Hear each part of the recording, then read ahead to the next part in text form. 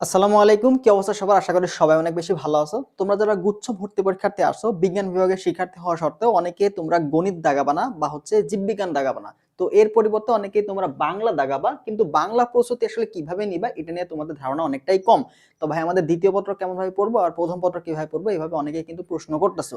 তো এরই ধারাবাহিকতায় আমরা আজকে তোমাদের সম্পূর্ণ বাংলা প্রস্তুতিটা কিভাবে নিবা এবং সাজেশন সহ তোমাদের কিন্তু দিব। এখানে মোস্ট রিপিটেড যে টপিকগুলো বারবার রিপিট হয়, কিভাবে পড়লে সবচেয়ে সর্বোচ্চ মার্ক তুমি এনশিওর করতে পারবা, সেই বিষয় নিয়ে কথা বলা হবে। তো অবশ্যই যারা তোমরা বাংলা দাগাবা, গুচ্ছে যারা বাংলা দাগাবা তারা ভিডিওটা সম্পূর্ণ দেখবা। আশা করা যায় এখান থেকে তোমরা একটা বেনিফিট পাবা। ঠিক আছে, তো চলো আমরা দেখি আমাদের অ্যানালাইসিসটা একটু দেখি। তো আমাদের প্রথম পত্র এবং দ্বিতীয় পত্র থেকে কেমন প্রশ্ন আসে, কয়টা করে প্রশ্ন আসে, এটার অ্যানালাইসিসটা একটু দেখো। তাহলে প্রথমের দিকে দেখো, আমাদের এখানে আমরা দেখতে পাচ্ছি যে আমাদের প্রথম পত্র থেকে দেখো 24-25 তোমার 10টা প্রশ্ন ছিল এবং দ্বিতীয় পত্রে তোমাদের 15টা মতো প্রশ্ন ছিল। এবার 23-24 তোমাদের প্রথম পদ থেকে আসছে 8টা, দ্বিতীয় পদ থেকে আসছে 17টা। তাহলে তুমি দেখছো রিসেন্ট 2 বছর আমাদের কিন্তু দ্বিতীয় পদ থেকে অর্থাৎ ব্যাকরণ পাঠা থেকে কিন্তু প্রশ্ন আসে বেশি। ঠিক আছে, তো তোমাকে অবশ্যই প্রথম পদের পাশাপাশি দ্বিতীয় পদটাও সমানভাবে এখানে ইম্পর্টেন্স দিতে হবে। এবার দেখো আমাদের 22-23 তোমার প্রথম পদ থেকে ছিল 13টা প্রশ্ন এবং দ্বিতীয় পদ ছিল 12টা। 21-22 তোমার 13টা প্রশ্ন ছিল প্রথম পদ থেকে, 12টা ছিল হচ্ছে আমাদের দ্বিতীয় পদ থেকে।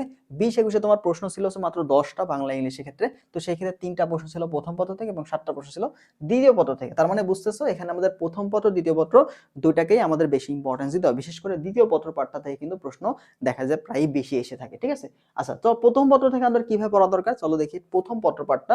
তো প্রথম পত্র থেকে তোমাদের যে কাজটা করণীয় সেটা হলো, দেখো এখানে আমাদের প্রথম দিকে যে প্রশ্নগুলো থেকে আসলে গদ্য পদ্য যেগুলো থেকে বেশি বেশি প্রশ্ন আসে, তার মধ্যে একটা হচ্ছে অপরিচিত বিলাসী। এগুলো দুইটা থেকে কিন্তু প্রায় প্রশ্ন আসে দেখা যায়। তো এই দুইটা তুমি অবশ্যই ভালো করে পড়ার চেষ্টা করবা। ঠিক আছে, অবশ্যই ভালো করে পড়ার চেষ্টা করবা। এই দুইটা পার্ট কিন্তু অনেকটা আমাদের জন্য ইম্পর্টেন্ট। ঠিক আছে,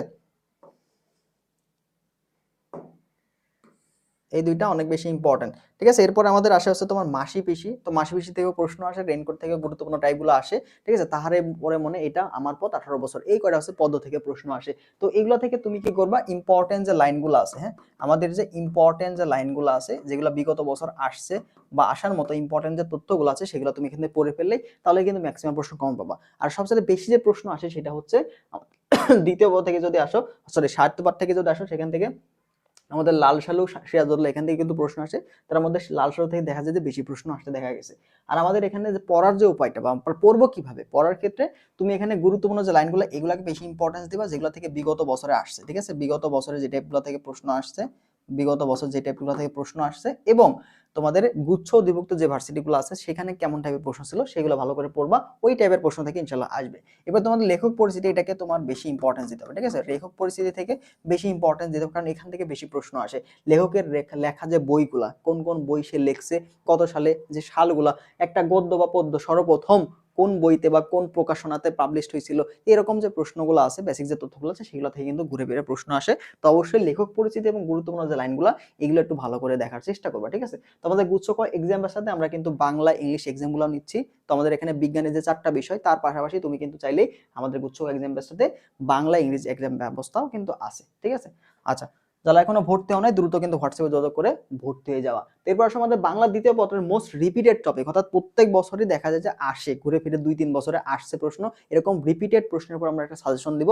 আশা করা যায় এই টাইপগুলো থেকে তোমরা ম্যাক্সিমাম প্রশ্ন কমন পাবা। ঠিক আছে, এর বাইরেও আসে বাট এগুলো আমাদের জন্য বেশি গুরুত্বপূর্ণ। ঠিক আছে, যেগুলো বেশি ইম্পর্টেন্ট সেগুলো তো সাজেশনে থাকে। তো মোস্ট রিপিটেড যেগুলো আছে তার মধ্যে তোমার একটা আছে পদ প্রকরণ চিহ্নিতকরণ, অর্থাৎ তোমাকে একটা শব্দ দেওয়া থাকলো, বললো যে এটা কোন ধরনের পদ বা পদ আইডেন্টিফাই করো। একটা শব্দ তোমাকে দিয়ে দিল, বললো যে এর বিশেষ্য রূপ কোনটা, এর বিশেষণ রূপ কোনটা। অর্থাৎ পদ পার্ট থেকে তুমি পড়ো, যে পার্টস অফ স্পিচ আছে না, পার্টস অফ স্পিচ যেভাবে পড়লাম না, ওইরকমই পদ প্রকরণ বা চিহ্নিতকরণ এই প্রশ্নগুলো কিন্তু আমাদের আসে, বা রূপান্তরকরণ। ঠিক আছে, রূপান্তর, তোমাকে একটা শব্দ দিয়ে দিল, তো বললো যে এটার বিশেষ্য বা বিশেষণ রূপ কেমন হবে। ঠিক আছে, এরপর আসো ভাষার উৎপত্তি উদাহরণ, অর্থাৎ ভাষা, তোমাকে একটা শব্দ দিলে এই ভাষাটা কোন, ফার্সি থেকে, ফার্সি শব্দ না বাংলা শব্দ। ঠিক আছে, এই যে এই ধরনের যে প্রশ্নগুলো আছে এইগুলা থেকে কিন্তু প্রশ্ন আসে, আরবি শব্দ, ফার্সি শব্দ। ঠিক আছে, তারপর আমাদের বাংলা খাঁটি বাংলা শব্দ, এই যে ভাষার যে উৎপত্তি বা উদাহরণ এগুলো থেকে কিন্তু প্রশ্ন আসে, দেখা যায় 2-3 বছর কিন্তু আসছে। এরপর আমাদের উপসর্গ থেকে প্রায় প্রতি বছর প্রশ্ন আসে দেখা যায়। সমাস থেকে তো মাস্ট প্রশ্ন আসেই, সমাস এবং সমাসের উদাহরণগুলো খুবই ইম্পর্টেন্ট। ঠিক আছে, এরপর বানান শুদ্ধিটা আমাদের জন্য খুবই গুরুত্বপূর্ণ। বানান সই থেকে প্রায় প্রশ্ন আছে, 5 বছরের মধ্যে দেখা যায় যে 3 থেকে 4 বছর কিন্তু আমাদের বানান সই থেকে আসছে। ঠিক আছে। এবারে উচ্চারণ পাঠটা আমাদের জন্য গুরুত্বপূর্ণ, এখান থেকে রিসেন্ট ইয়ারে প্রত্যেক বছরই কিন্তু প্রশ্ন আসে, শব্দার্থ সমার্থক শব্দ দুইটাই আমাদের জন্য গুরুত্বপূর্ণ।